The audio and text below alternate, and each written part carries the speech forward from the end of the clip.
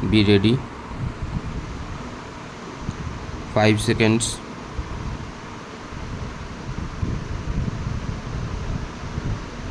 Start.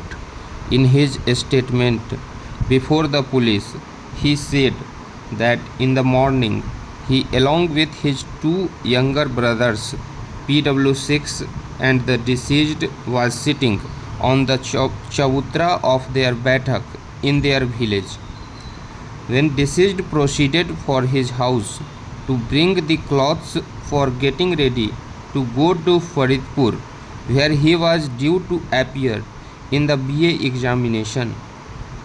As he reached the chowpal where the lane turned, he was waylaid by the accused and his friend armed with knives. As to the cause of the said incident, he further stated that shortly before the occurrence, his younger brother was elected as the village sarpanch. He did not pay any heed to the unreasonable demands of the accused, and this greatly annoyed them, as they thought of themselves as the chaudhry of the village. This had led to an altercation and an exchange of hot words between the two sides on the previous evening, but the matter was then patched up by discussion.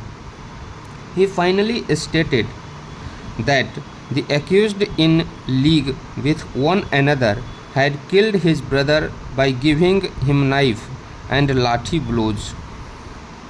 After the occurrence, he brought his friend to the civil hospital Kanpur, where he was declared brought dead.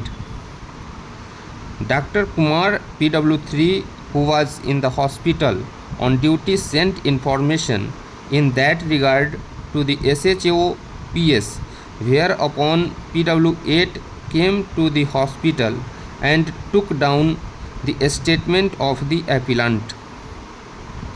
The FIR was delivered at the residence of the area magistrate on the same day. What is, however, of significance for our purpose is that the trial court delivered a substantial part of the prosecution story.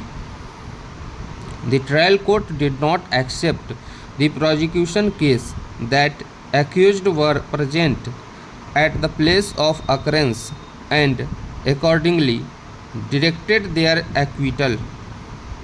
As regards the trial court pointed out that the 3 incised wounds on the person of the deceased that were attributed to him were, according to the medical evidence, post-mortem in nature.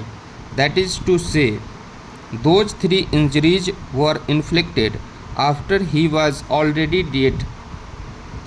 The medical evidence thus clearly eliminated the participation of his friend in this case. He too was therefore acquitted.